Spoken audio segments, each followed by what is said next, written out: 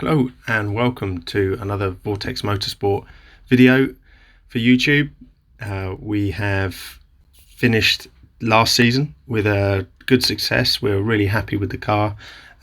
Despite the poor gear change, we managed to secure the win, which I'm still pinching myself about.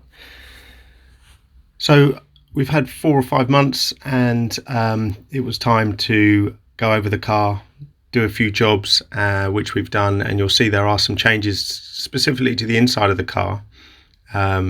Really a change in the dash, rewiring, and new regs for the fire extinguisher, etc. But the main reason and the main task we had to do was to find out what the issue was with our gear change. Most gears were crunching. You will see on the Snetterton video we were getting poor gear changes, and despite completely depressing the clutch. So what we had to do is identify the problem, and it was one of two things. We felt it was either air in the system and it wasn't completely depressing the clutch, or it was synchros in the gearbox, which we really hoped it wasn't. We'd had them all replaced the year before. The car's probably done 5 or 6 hours since then, and so we were really hoping that it was the task of bleeding the clutch and removing the air from the system. It has a hydraulic clutch, as with a lot of cars, and it shares its reservoir with the brake master cylinder, which is slightly odd, but it is a Lotus, and that's what we did. So over last month or so, we bled all the oil out and refreshed it, and including completely depressing the slave cylinder that activates the clutch. And we managed to get some air and some black muck that came out of the car, and actually the clutch was activating much better, much nicer, and we just hoped we'd cured the problem. So the only way to test for that was, the car's obviously not road registered, so the only way we could test for that was to take it to a track. Our nearest track is Brands Hatch, so we booked a track day with Javelin, who we've found to be very good. We went out on circuit, and the first thing that we did was to warm the car up. Obviously we'd done a full bolt check all over the car, and changed the bolts that we needed to change, ready for a full day on circuit. And the aim was to do a round race distance, so about an hour of running for that day, and warm the car through and check everything we can.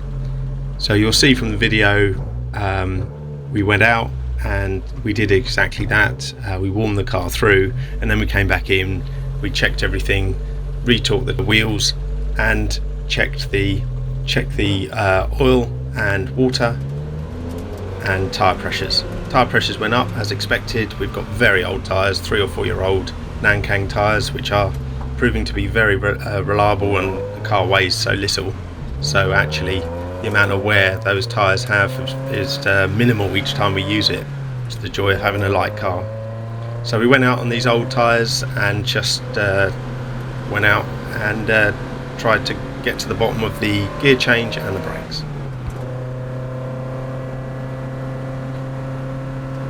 We had a slightly soft pedal, but nothing of real concern. Nothing like what we had at Brands Hatch earlier last year, where the brakes failed completely, so we had changed the brake master cylinder. So that wasn't our main concern. As I say, the main concern was the gearbox, the clutch, and the slave cylinder, so we didn't get this horrible graunching every time we changed gear, as you can see here from Snetterton in October.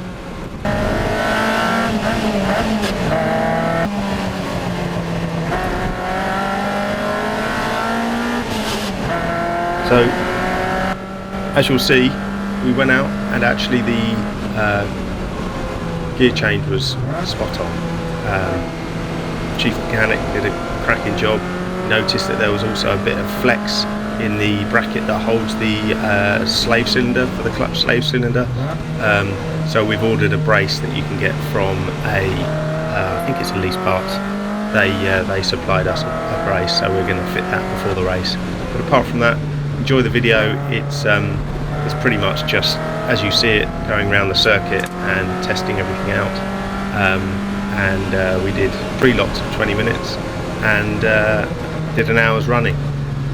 Looking back at the videos, I think our fastest time, we weren't timing on the day obviously, but looking back at the videos, our fastest time was a 57.09. So not bad on old tyres, nice setup on the car, not too far off the pace hopefully for our first race, which is Silverstone National for the 750 Roadsports race on the 30th of April. See you all soon guys, enjoy the video, and hopefully the next one will be a bit more interesting for you.